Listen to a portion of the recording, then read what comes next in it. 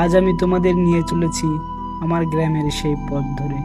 সেই পথের প্রতিটি বাঁকে লুকিয়ে আছে আমার শৈশবের গল্প, প্রকৃতির নিঃশব্দ সৌন্দর্য আর মাটির গন্ধে মিশে থাকা এক অদ্ভুত ভালো লাগা।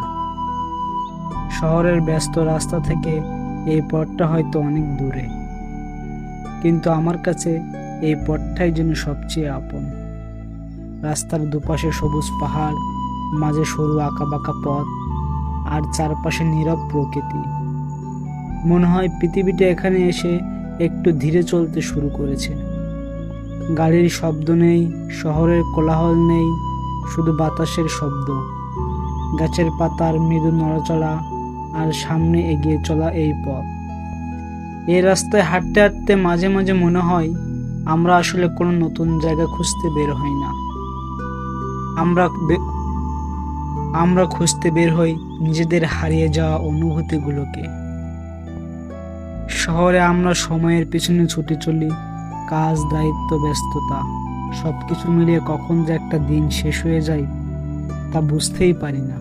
কিন্তু গ্রামের এই পথে এসে সময় যেন একটু থেমে যায়। এখানে একটা পাহাড়ের দিকে তাকিয়েও অনেকক্ষণ কাটিয়ে দেওয়া যায়। একটা রাস্তার বাঁকও গল্প বলতে পারে, আর একটু দূরের সবুজটুকুও মনের ভিতর একটা অদ্ভুত শান্তি এনে দিতে পারে।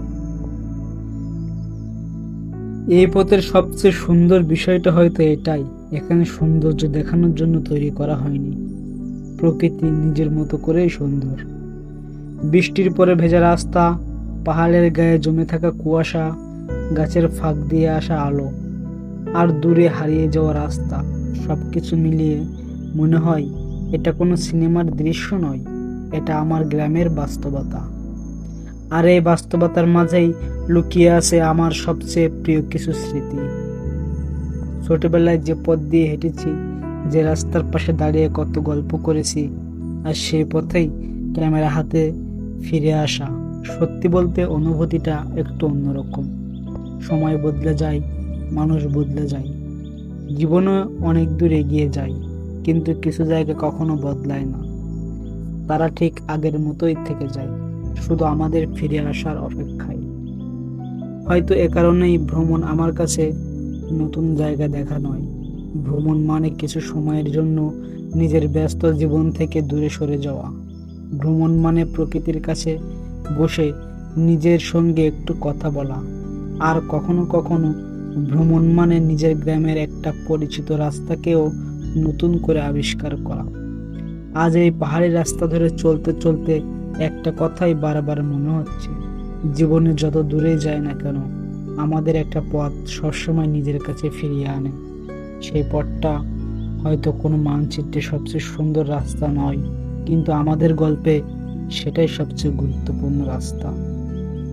আমাদের এই গ্রামের রাস্তা, এই পাহাড়, এই সবুজ প্রকৃতি আর এই নীরবতা, সবকিছু মিলিয়ে এটা শুধু একটা জায়গা নয়, এটা আমাদের কাছে একটা গল্প, একটা অনুভূতি, একটা আবেগ।